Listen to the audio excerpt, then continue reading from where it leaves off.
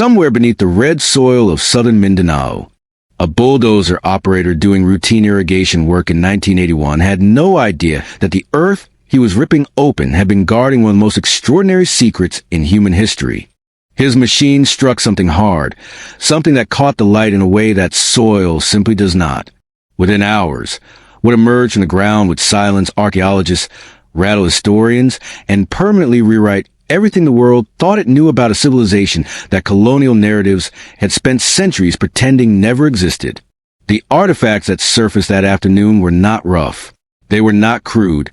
They were breathtaking, intricate, masterful, and they were made of gold so pure and worked with such precision that experts who had spent lifetimes studying ancient metallurgy stood in stunned silence when they finally saw them.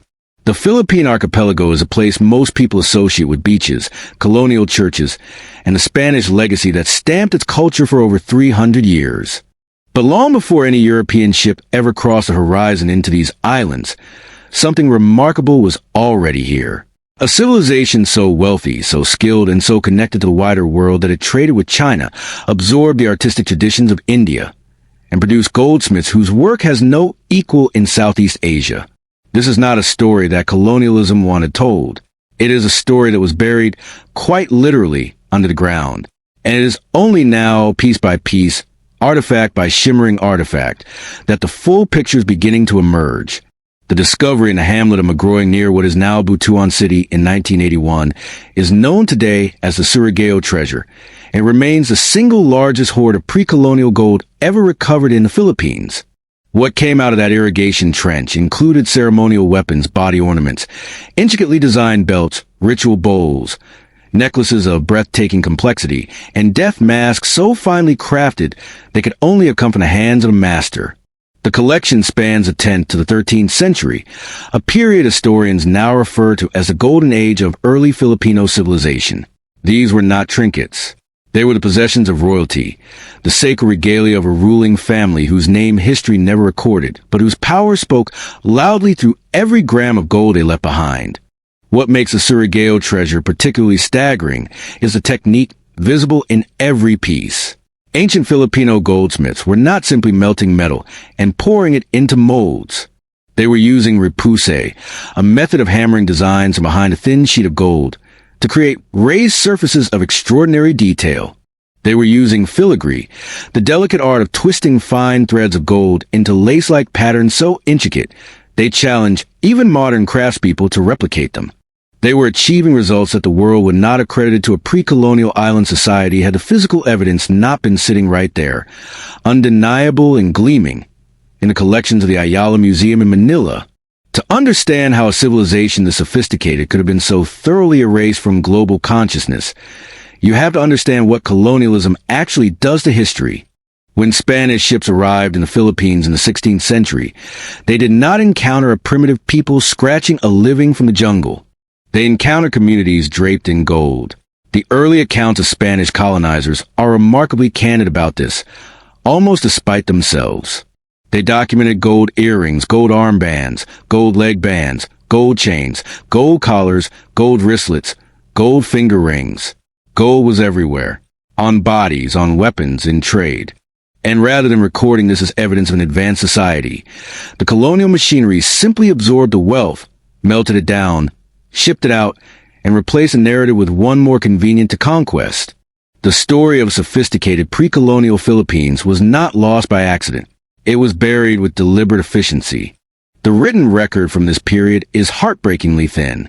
The only surviving written document from the pre-colonial Philippines is a Laguna copperplate, dated to 900 AD, which records a legal case of a man whose debt in gold led to a period of servitude before he was eventually freed. That a document about gold debt is the oldest written evidence of Philippine civilization tells you something profound about how central gold was to the social and legal fabric of these early societies. But it also tells you how much has been lost. Entire libraries of local knowledge, oral traditions, genealogies, and historical accounts were systematically dismantled during the colonial period. What survived did so only because it was buried underground, beyond the reach of those who were rewriting the story. What archaeology has managed to recover in the decades since begins to fill that void in ways that are genuinely staggering. The Kingdom of Butuan, centered at the mouth of the Agusan River on the island of Mindanao, rose to prominence in the 10th century and became the first Philippine state to establish formal diplomatic relations with China. In 1011 AD, a Butuan ambassador traveled to the imperial court in China, carrying an engraved gold tablet as a gift for the emperor. Chinese record from the Song dynasty document multiple trade missions from Butuan, describing a seafaring people who brought camphor, cloves, mother of pearl, and tortoiseshell to Chinese ports and returned with silver and ceremonial goods. This was not a kingdom living in isolation on a forgotten island. This was a player in the international economy of medieval Asia. The physical evidence that corroborates these Chinese records is extraordinary. During drainage construction work in Butuan beginning in the 1970s, archaeologists recovered not only gold artifacts, but also hundreds of clay crucibles used for smelting gold, gold working tools, and raw gold in various stages of processing. They found the remains of ancient wooden plank boats called balangay, which were sophisticated ocean-going vessels used for trade across Southeast Asia. They found ceramics from China, from the Song dynasty period, buried alongside the gold engravings dating to the 10th and 12th centuries.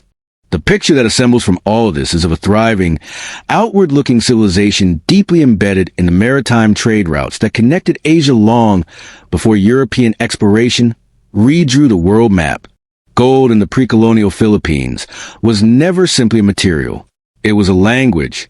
It communicated status, spiritual standing, community role, and connection to the divine in ways that cloth and wood and stone simply could not. Among the most haunting of all the artifacts recovered are the gold death masks, thin sheets of hammered gold cut and shaped to cover the faces of the deceased in their graves. The gold death mask of Otan, discovered in the 1960s in a burial site in Iloilo, remains one of the most remarkable objects in Philippine history. Dating to the late 14th and early 15th century, it consists of a finely crafted gold nose disc and eye covering. Archaeologists understand it as a protective amulet, a shield placed between the face of the dead and whatever forces lay beyond. The craftsmanship involved cutting two thin gold sheets and pressing intricate designs into them from behind using pointed tools, achieving a level of detail that left researchers who examined it genuinely speechless. The death masks point to something that runs through all of Philippine gold culture, which is a profound relationship between gold and the rituals of passing. High-ranking individuals were buried with extraordinary quantities of gold because their communities believed these objects would carry meaning into whatever came next. Burial goods are, in fact, the primary reason so much ancient Philippine gold survived at all. Gold that remained above ground was eventually melted and recycled as the colonial economy reshaped everything around it. Gold that went into the ground with the dead stayed there, untouched, for centuries, until a bulldozer or an archaeologist or the slow erosion of a riverbank brought it back into the light. The graves of ancient Filipino elites became, entirely by accident, the most effective archive in the country's history. Not all gold in this culture was reserved for ceremony and burial. Gold was currency in the everyday sense too, used throughout the archipelago in the form of gold dust, small beads, and ring-shaped ingots called piloncitos, which represent the earliest form of precious metal-based currency in Philippine history. Gold barter rings, large than they sound and made of nearly pure gold, were exchanged and traded alongside the piloncitos. These systems of gold currency point to economies of significant sophistication, markets where value was understood, standardized, and negotiated in ways that challenge any lingering idea of pre-colonial Filipino society as simple or undeveloped. The archaeological evidence of gold working tools, smelting crucibles, and raw gold alongside finished goods and excavation sites reveals an entire industry, not just isolated acts of craftsmanship. The reach of pre-colonial Philippine gold work extended far beyond its borders in terms of influence and exchange. Artifacts recovered from various sites across the archipelago show the clear absorption of artistic traditions from India, carried to the Philippines through the maritime trade networks of Southeast Asia. The golden Canary, a figure depicting a mythical half-human, half-bird creature from Hindu and Buddhist tradition, appears in Philippine gold. The golden Garuda of Palawan, representing the sacred bird common to both Buddhism and Hinduism, was recovered from Taban caves. The Agusan image, a golden female figure whose identity as a Hindu or Buddhist deity remains debated by scholars, was found in Agusan in 1918 and is now housed in the Field Museum of Natural History in Chicago. These objects are not copies or imports. They are local productions made in the Philippines, but speaking a cultural language shared across a vast Asian world. The Linglingo, an omega-shaped gold amulet worn across the ancient Philippines and associated with elite status and spiritual protection, offers one of the clearest windows into just how far back this tradition of gold working reaches. While later examples were made of gold, shell, and copper, the earliest surviving versions were carved from nephrite jade and date back approximately 2,500 years. In the early 2000s, anthropologist Peter Bellwood led excavations in Batons, in the northern Philippines, that uncovered an ancient goldsmith's workshop where linglingo were being produced roughly 20 centuries ago.